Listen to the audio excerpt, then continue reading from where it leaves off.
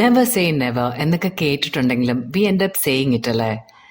You know that place where we often end up doing exactly what we said we never would. I was a person who decided I will never settle down in Kerala. Of all the places, never in my hometown. But life has its funny way of playing tricks on us, doesn't it? Here I am, back to my roots in Kochi, knowingly or unknowingly. ചിലപ്പോഴൊക്കെ life അങ്ങനെയാണ്. It opens up like a Pandora's box. And that's how I ended up visiting Fort Kochi.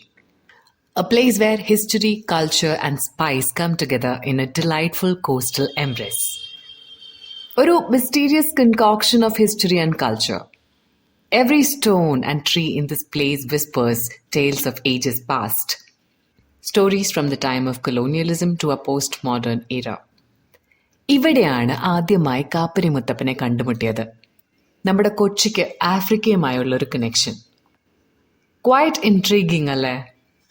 An African slave turned deity in God's own country. Film സ്റ്റാർസിന് വരെ അമ്പലങ്ങൾ പണിയുന്ന നാടാണ് നമ്മുടേത്.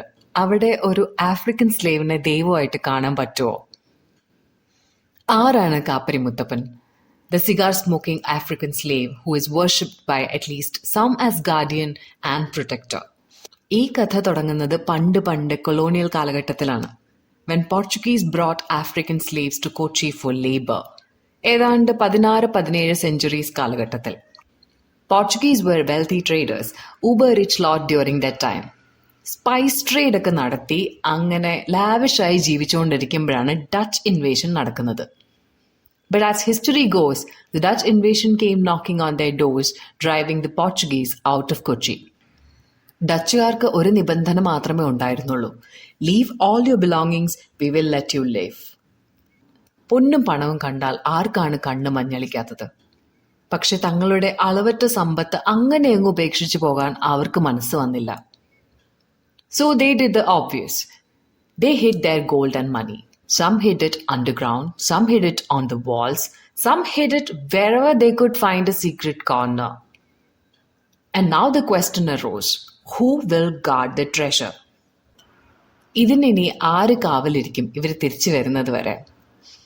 And they found a solution in the poor African slaves who were loyal and indebted to their masters.